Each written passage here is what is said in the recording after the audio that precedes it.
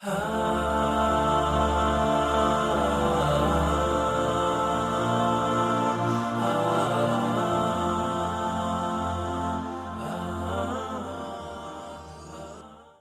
ikkinchi savolim. Ha, men Iso Masihni Xudoning elchisi deb bilaman. Mening ikkinchi savolim. Qur'onda shunday deb aytilgan. Dinda majburlash yo'q. Va shuningdek, Islom musulmonlardan nimani talab qilishi haqida juda ko'p ta'limotlar mavjud. Va 3 ta talab mavjud. Talablardan biri musulmonlarga shahodat keltirishdir. Agar ular bu talabni bajarmasa, agar siz buni qilmasangiz, keyin siz qatl qilinishingiz kerak ekan. Siz o'limga hukm qilinasiz. Agar ular bunga rioya qilmasalar, o'ldirilishi mumkin. Va uchinchidan, nima uchun ular buni uchun o'z hayotlari bilan to'lashlari kerak? Bu dinda majburlash yo'q degan ta'limotga zid emasmi? Va bu inson huquqlariga to'g'ri kelmaydigan ish-ku. Birodarimiz quyidagi savolni berdi. Qur'onda dinni qabul qilishda majburlash yo'qligi haqida aytilgan. U Al-Baqara surasining 2-bobining 256-oyatiga ishora qiladi va bu to'g'ri. Keyin u agar musulmon bo'lmagan kishi islomga ko'ra shahodat keltirmasa, uni o'ldirish kerakligini aytdi. Bu haqda Qur'oni Karimning qayerda aytilgan? Qur'oni Karimda musulmon bo'lmagan kishi shahodat keltirmasa, uni o'ldirish kerakligi aytilgan joyini menga ko'rsating. Buni siz qayerdan oldingiz? Menga buni havolasini bering. Birodar, siz olimsiz, to'g'rimi? Agar men nima haqida gapiradigan bo'lsam, sizga buni havolasini keltiraman. Sizga men aytganlarimni Injildan havolasini keltirganman. Men o'z javoblarimda qancha havolalarni keltirdim? Kamida 30 yoki 40 ta, to'g'rimi? Birodar, meni eshityapsizmi?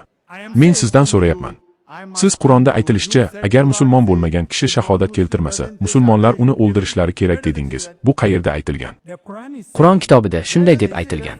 Aytingchi, nima deb aytilgan? Men aytmoqchimanki, Qur'onda dinga majburlash yo'l qo'yilmaydi deyilgan. Siz buni inkor qila olmaysiz. To'g'ri, lekin musulmon bo'lmaganlarni o'ldirish kerak deb qayerda aytilganini ayting. Men bu Qur'ondan ekanligini aniq aytmadim.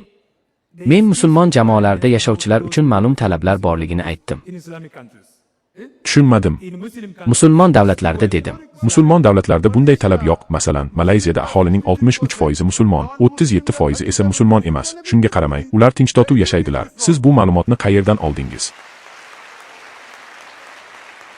Shuning uchun men avval ham aytib o'tganman. Buni siz eshitgan bo'lsangiz odamlarga qaramang, balki oyatlarga qarang deganman. Siz esa bu oyatda yozilgan musulmon bo'lmagan kishi shahodat keltirmasa, uni o'ldirish kerak deyilgan deysiz. Bularning barchasi bema'nilik. Muammo shundaki, siz Injil olimi bo'lib, Qur'onga asossiz ayblovlar qo'yasiz, hamda islomga qarshi ayblovlar qo'ymoqdasiz. Bu ishingiz noto'g'ri. Shunday bo'lsa ham men sizni hurmat qilaman. Men ham sizni hurmat qilaman. Agar men yaxshi ko'rgan insonimga isbotlanmagan ayblov qo'ysam, bu sevgi emas, bu katta jinoyat. Qarang, agar men biror narsani tasdiqlasam, men buni to'g'ri havolasini beraman, to'g'rimi? Jizya haqida nima deysiz? Bu musulmonlar himoyasida yashayotgan musulmon bo'lmaganlardan olinadigan soliqdir. Bu Qur'onda emas, balki boshqa diniy va ilmiy manbalarda aytilgan.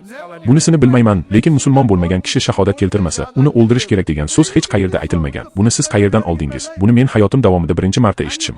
Yana siz o'zingizni olim deb hisoblaysiz. Men buni Qur'ondan emasligini aytdim. Musulmon bo'lmagan kishi shahodat keltirmasa, uni o'ldiring deb hech kim aytmaydi. Shariat buni qo'llab-quvvatlaydi. Bu shariatda qayerda aytilgan ekan? Bu Qur'oni Karimning qayerida yozilgan? Agar siz xohlasangiz, sizga yordam berishim mumkin. Qur'on kitobi bilan shariat bir xil. Men yana qaytaraman, hech qayerda aytilmagan. Agar musulmon bo'lmagan musulmonlar yurtida shahodat keltirmasa, uni o'ldirish kerak. Bu to'liq bema'nilik. Buni siz qayerdan oldingiz? Yaxshi. Juda yaxshi. Agar shunday bo'lsa, menga Qur'ondan havola keltiring. Unda yaxshi. Qur'oni Karimda dinda majburlash yo'q deyilgan. Lekin men butun oyatni oxirigacha sizga aytib beraman. Yaxshi. Baqara surasining 2-bobining 2-oyatida shunday deyilgan. Men sizga buni havolasini to'g'ri iqtibos keltiryapman, to'g'rimi? Siz Bibliyadan iqtibos keltirasiz va men sizga buni havolasini beraman, lekin men emas. Siz havolalarni berishingiz kerak. Siz Injilning olimisiz. Men esa olim emasman. Men faqatgina talabaman. Siz Injilning olimisiz va buyuk olimsiz. Men esa Injil va Qur'onning kamtarin shogirdiman.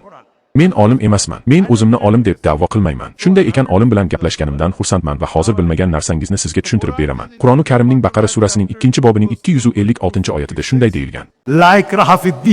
Bu arab tilida. Uning ma'nosi islomda hech kimni iymon keltirishga majburlab bo'lmaydi. Chunki to'g'ri yo'l bilan adashgan yo'l aniq farqlanadi.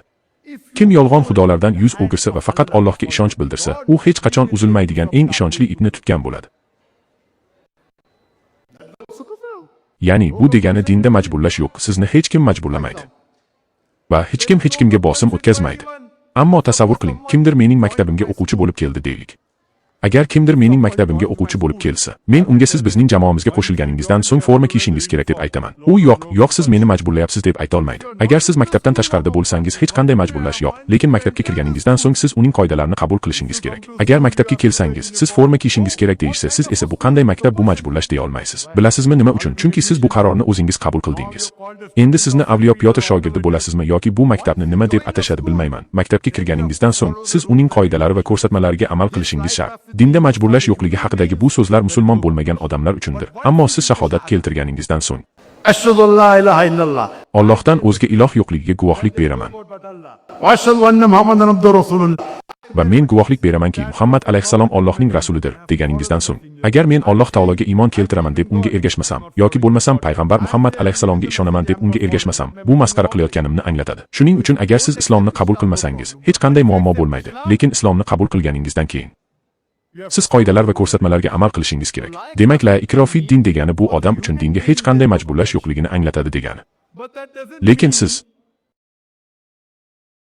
islom dinini qabul qilganingizdan keyin, siz ummatga qo'shilganingizdan so'ng, unda siz kuniga 5 vaqt namoz o'qishingiz kerak bo'ladi. Sadaqa berishingiz kerak bo'ladi. Siz haqiqatni aytishingiz kerak bo'ladi va siz yolg'on gapirmaysiz. Bu qoidalarning barchasi bor. Buning sababi siz ixtiyoriy ravishda rozi bo'ldingiz. Siz ixtiyoriy ravishda rozi bo'lganingizdan keyin, siz qoidalar va ko'rsatmalarga amal qilishingiz kerak. Agar buni qilmasangiz va o'g'irlik qilsangiz va siz boshqa jinoyatlar qilsangiz, buning uchun Qur'onda tegishli jazo belgilangan. Siz yo'q, meni qo'limni kesmanglar desangiz ham, sizni qo'lingizni kesib tashlashadi. Chunki qonun qoida shunday. Alloh taolo islomda majburlash yo'q degan. Bu degani islomni qabul qilish ixtiyoriy degan ma'noni anglatadi va sizda tanlash erkinligi bo'ladi.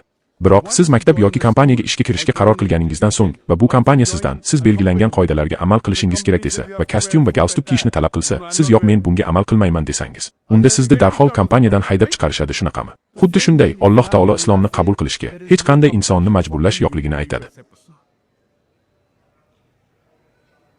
Agar siz Qur'oni Karimni mazmunini yoqtirsangiz va uni qabul qilsangiz, kimdir sizni islomni qabul qilishga majburlay oladimi? Kimdir sizning oldingizga kelib, agar siz islomni qabul qilmasangiz, sizni o'ldiraman deb aytdimi? Qarang, bu yerda qancha musulmonlar bor. Men sizni yaxshi ko'raman, birodar. Rahmat, birodar. Salomat bo'ling. Umid qilamanki, sizning tushunmovchiligingiz hal qilindi. Birodar, tushunmovchiligingiz hal bo'ldi deb umid qilaman. Tushunmadim. Men sizga umid qilamanki, sizning tushunmovchiligingiz hal qilindi deyapman. Aslida hal qilinmadi. Hal qilinmadi deysizmi? Yo'q, hal qilinmadi. Lekin shahodat keltirmaydiganlarni o'ldirish kerakligi hech qayerda aytilmagan. Yo'q, men bunga qo'shilaman. To'xtang, shoshilmang, birodar. Lekin menda sizga beradigan qo'shimcha savolim bor.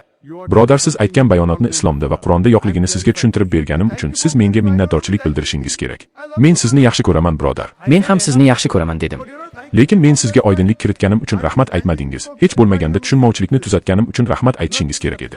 Men Qur'onni sizga juda yaxshi iqtibos keltirdim, lekin shariat kabi boshqa qonunlarni bilmayman. Siz Qur'onni yaxshi bilasizmi?